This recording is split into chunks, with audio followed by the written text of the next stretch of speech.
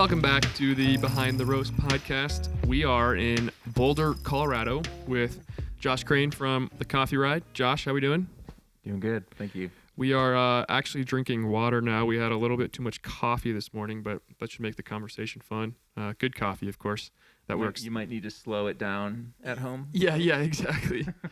Good coffee that also we're excited to share with you guys, along with the story here of The Coffee Ride. Incredible. That's all I can say. We'll get into the details here. Josh, how long have you been roasting coffee? Roasting coffee for about a little over 10 years, but it's been a business for about six and a half years. I think the most important thing for us to talk about or just bring to life is the passion, and that's where it all started. Yeah, definitely. I mean, you see a lot of coffee roasters popping up, and everybody wants to be a coffee roaster. Who doesn't? But the fact that when you start with passion, you can really see that, you can feel it, and at the end of the day, you can taste it in the product. So ultimately, you can touch on this a little bit, but the reason you started roasting coffee was out of passion. You weren't even thinking about roasting coffee, and a couple different things came up that brought you to starting this business. Right. I would say coffee was the tool to reach people. And I've just got this, like you said, passion for helping other people and trying to improve the lives of others. And coffee was always that. It was the thing that I used, the tool that drove that. Yeah.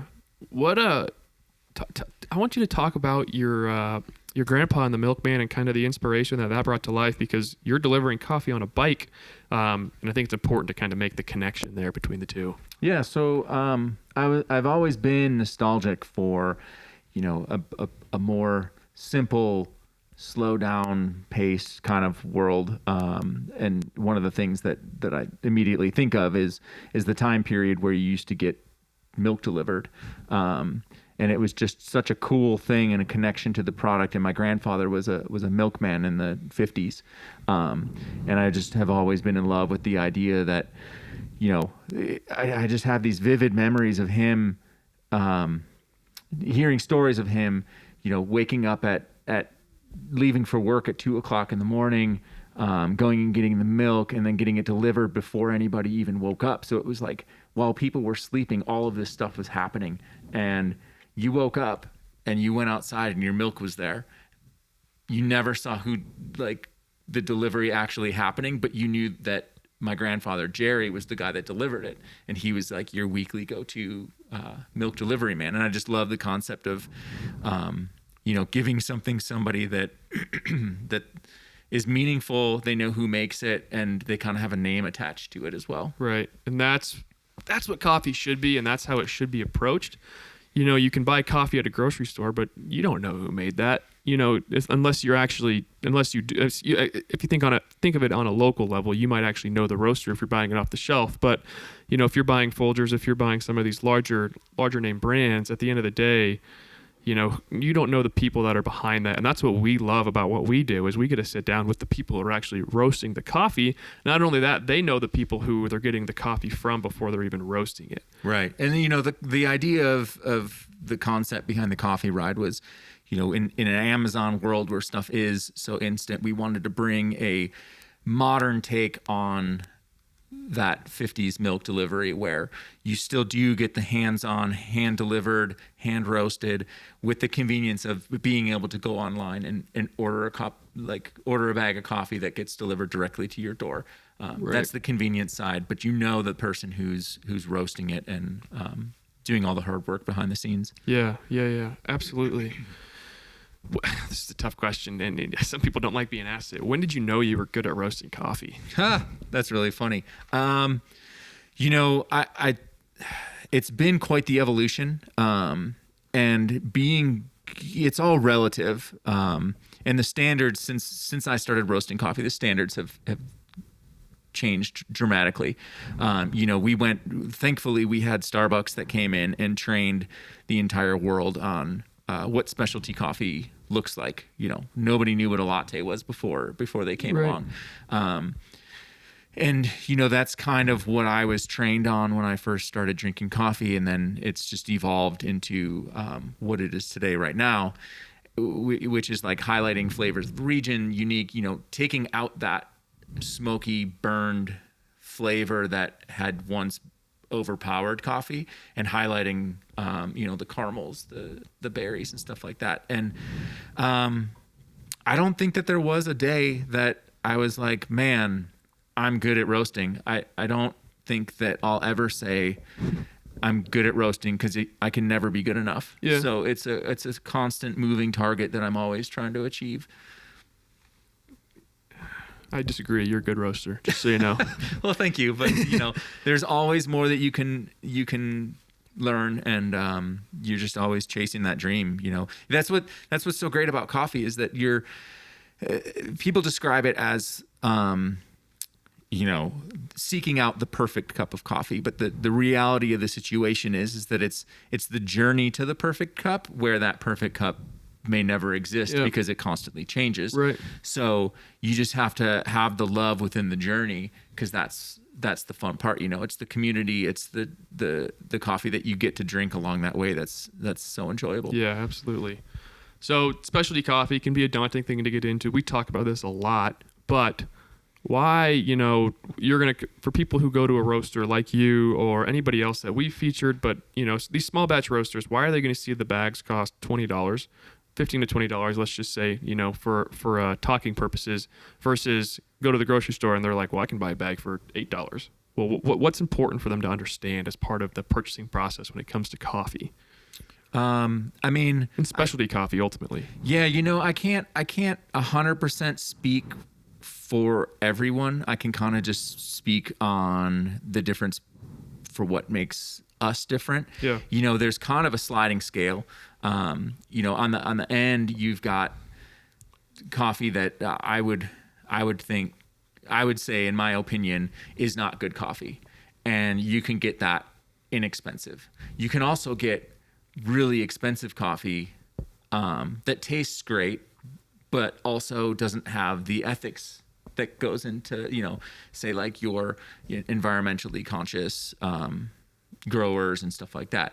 So in between there, you've kind of got a whole lot of room for, why is that bag $20? Well, it could be that it's just this wonderful coffee that there isn't very much of, or it could be that it's sustainably sourced and more money goes to the appropriate places, like the farmers in the community that grows it. We try to hit that sweet spot that is affordable, really gives back to the communities that support the coffee industry. Yep. The growers, the processors, the people that are doing like all of the hard work that a lot of the times get forgotten about, as well as have the flavor that's there. It's not just like, hey, where can we get this coffee from that tastes the best, even though it doesn't consider all those other factors. It's like, it's got to meet our high standards of all of those things, right? Yeah. In order to offer it for our customers. Exactly. It's just such an important topic, especially as we want more people to drink specialty coffee, and I think it's that education piece too. Why does it cost more? It's important to touch on. And there's a lot more to that. It's not like it's not black and white.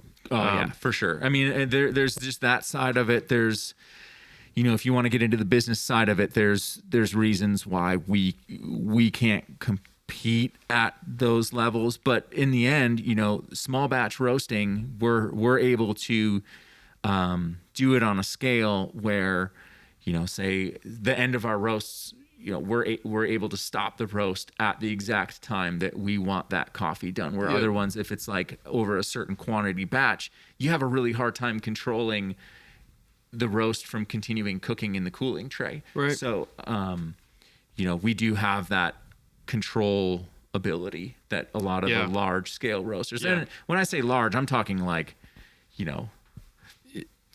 100-pound batches, even, exactly, up to like thousands of pounds per batch is kind of like, it's crazy. Yeah, absolutely. So people wanting to get into specialty coffee, let's say they're using their Keurig or their auto drip.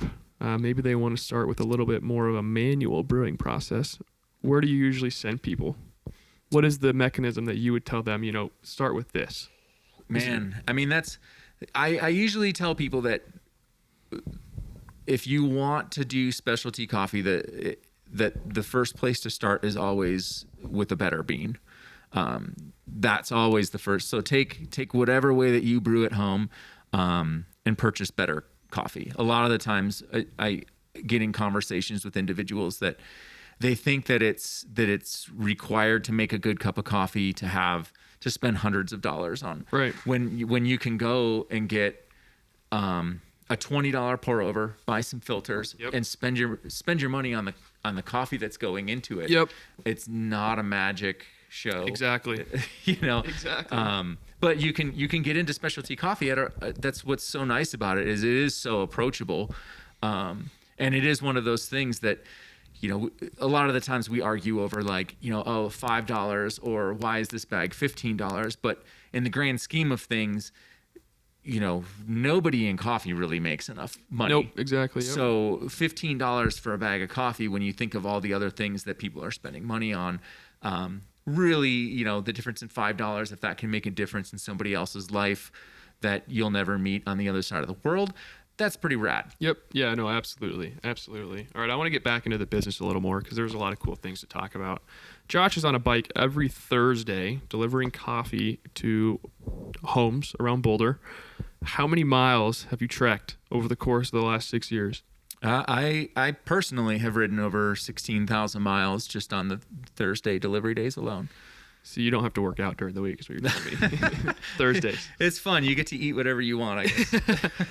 Otherwise you're on But that's 30 miles at a time, which isn't really a significant amount. It's just 30 miles over a certain period of time, and it adds up. Yeah, no, absolutely. What's the grind like of being a small business owner or a small batch coffee roaster?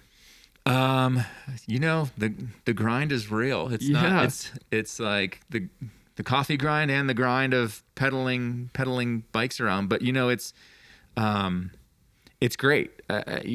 For me personally, one of the things that made me start a business was the fact that at all the other positions that I ever had, I was never given enough responsibility, and I wanted to take on more roles. And man, it's all you can eat when you have your own business. Yeah, right. Exactly. I mean, you have to, if you're not good at something, you have to get good at it.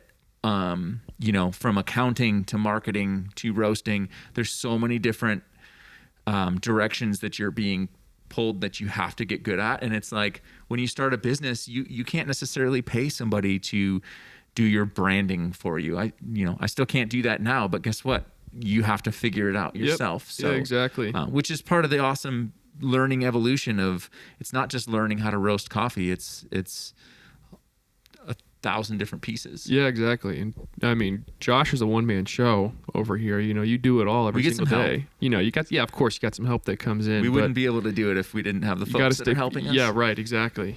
But I think that's one of the biggest things that we love about small batch roasters is not only are they so committed to roasting amazing coffee, but they got to manage the business every single day, and there's not a lot of resources to do that. Yeah. So the way of making it successful, it is a grind, and it takes years, but it's worth it at the end of the day. Yeah. I mean, the funny thing I think this is kind of true for most businesses, and the way that it worked for me is, in order to start your own business, you have to be extremely passionate. It's this combination. It's this like perfect storm. You have to be passionate, so much so that you just dive in head first, and at the same time, slightly naive and not know what it's going to take. And then, it's funny because for me, it was like, once I started realizing how hard it was going to be to continue and grow the business and stuff like that, it was like, well, man, we already have customers, and those customers are counting on us. And, right.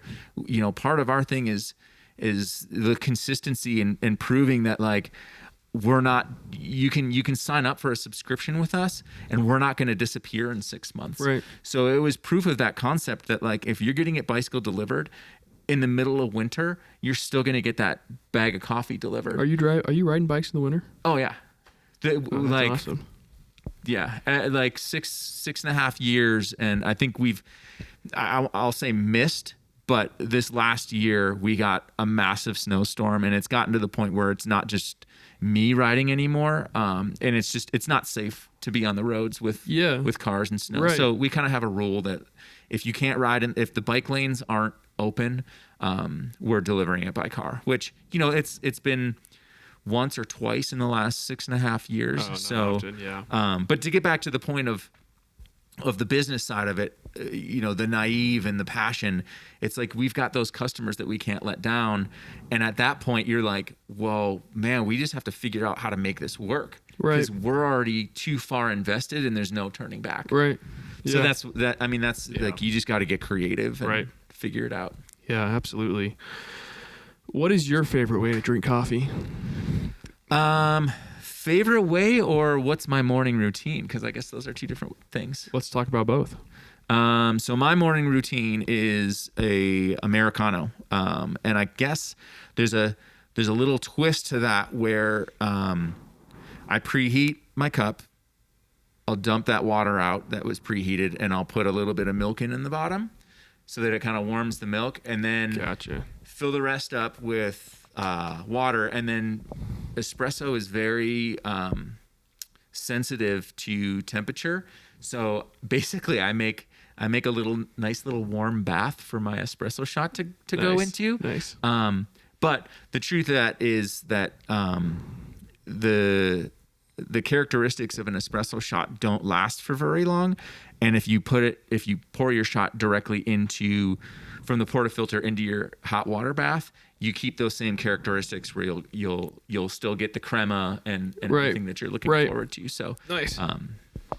Yeah, that's my kind of little go-to in the morning. But I do really like a Chemex, because part of my thing with coffee is being able to share it with other people. Right. So Chemex to me, it just reminds me of sharing with others, which is what coffee's all about. It's sharing with others, but it's an experience too. Making a Chemex is an experience. Yeah, totally. I mean, you have to be there to do the whole process versus turning on your auto drip and 5 minutes later you have a full pot of coffee. Mm-hmm. But it's part of the fun. It's part of the experience. And, ultimately then sharing it with others, maybe a little showing off along the way. But, but it's part of that connection to the product.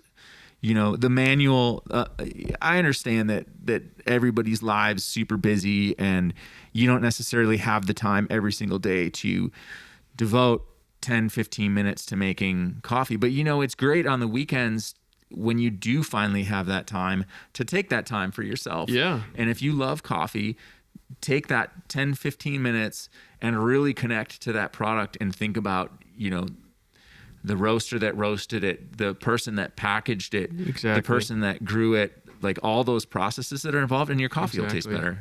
It's pretty cool. And then you get to share that with somebody else.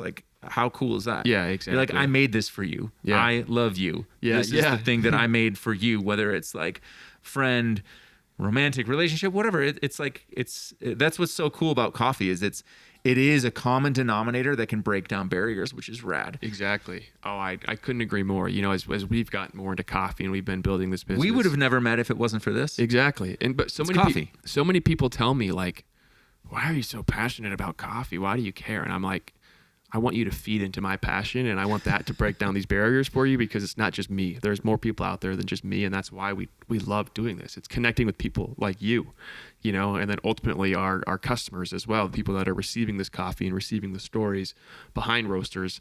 There's just so much more to it that once you open those doors, it's like a never-ending hole. You just dive deeper and deeper and deeper and deeper. And I mean, 99% of the world drinks coffee. Probably 96% of the world drinks coffee. Yeah. I mean, I was in Mexico and found this little roastery in Baja, and my Spanish is terrible. Broken Spanish. The barista spoke broken English. But man, did we have a good time trying to chat over coffee. Yeah. And it was just this cool connection that we both had. And even though we might not be able to describe certain things because of the language barrier, you can point and smile, and that goes a long way, Exactly. And the other thing is we don't really talk about the coffee specifics a whole lot. we talk about the story, right? We get into the details of the story, but it's coffee that's bringing us together. Right. And if you think about it, like when people want to go meet up with friends, well, let's go meet at a cafe. We're not going to talk about the coffee, but we're going to drink coffee while we're doing it. It's coffee that's ultimately, it brings people together, and that's the whole community around it. And I think just bringing that realization to life, and that's why we're so passionate about it. And sometimes, I feel like as a roaster, it's my job to completely nerd out on coffee. Yeah. It is. It's my job to make it taste amazing. And it's the job of the consumer to enjoy. Yep. And, I like to have the approach to coffee that it makes it approachable for your average everyday person. Yep. But if somebody does want to ask questions and nerd out and talk about the roasting process and really dive into it, I've got the information to back that. But I'm not going to throw it in somebody's face and try to intimidate them and tell them how they should drink their coffee. Yeah. Like the coolest thing about coffee is the enjoyment factor. Exactly. We when starting this, we weren't coffee experts. We've learned a lot more about coffee and, what it is and everything about it as we've gone along. But you guys are the coffee experts. And that's why we love working with you, is because, like you just mentioned, essentially you have like a near religious devotion to the roasting craft. It's because you're so passionate about it, but you have the answers that, people sometimes want the answer to, but ultimately at the end of the day, like, just enjoy it how you want to. It's not, you don't have to get into the nitty gritty and the details and all these crazy specifics to enjoy the good cup of coffee and what it actually is and what it brings to your life. Yeah. Which, the fact that you just brought up, like, the religious part of it, it's like, I feel like that's always, like, whatever you believe in religious wise, like, there's always a bigger question out there, right? And that's kind of like what coffee roasting is like, where there's always a question out there of, like, how can we make this better? Right. Like, how do we do this? How do we do this? And then it's like seeking that out is what's super cool. Yeah, exactly. Man, I could feed into your passion all day. It makes me more passionate, and it's awesome. And I hope it makes everybody else out there more passionate as well. And I know it will. Yeah, it's fun. I mean, that's kind of the point of like what we're trying to do is whether you're sitting at your desk at work, or if you're taking it camping with your family, or if you're wanting to go do that bike ride, like, most everybody's day starts with coffee. And you can go be at work and make a cup of coffee that makes you feel that same passion. I mean, life's hard, and we're just trying to give people a little escape that they can go to get through their day. Yeah. No. Or to be there right next to them while they're doing their favorite thing. Yeah, absolutely. All right, we'll finish this up here. We could talk forever, but the one question we ask every roaster before we're done with our podcast is, tell us one interesting thing about coffee that you think no one else knows, or that might be super interesting that, again, maybe no one knows. There's a lot of facts out there. That's a hard question. Yeah. I think something that's pretty cool is the process. Coffee's processed different ways, and one of the two of the main ways that you'll see coffee processed is a natural process and a washed process. And without getting into too much detail, I like to relate the two of those different processes in the form of, like, say, fruit. Take a peach. And if you ever look on a bag and you see, like, a washed process, I like to think of that as like a peach that is, like, just before ripe. It's really crisp. It's still got those fruit notes, but it's just got that crispness to it. And then, like, a natural process is that, like, overripe fruit that's dripping down your chin, and it's, like, super powerful, almost like too much going on. But those are, like, the differences in the processes. So if you're ever looking at, like, an Ethiopian coffee and you see natural process versus washed, or say, like, a Guatemala or any of the regions, that's kind of going to be a big difference between the two, is that, like, peach analogy where, so, and some people are looking for that, like, mouth-watering fruitiness, and other people are kind of looking for it on the back end. Right. So when you're looking at coffees, those are the two. I've always just thought that was so cool that absolutely, different processing methods bring out notes like that. Yeah, there you go. That's a great fact. All right, well, that is going to do it here with the Behind the Roast podcast with Josh from the Coffee Ride. Incredible day, incredible story, incredible coffee. We're looking forward to everybody enjoying it. Head over to locally.com to make sure you don't miss out. Thanks, Josh. Thank you.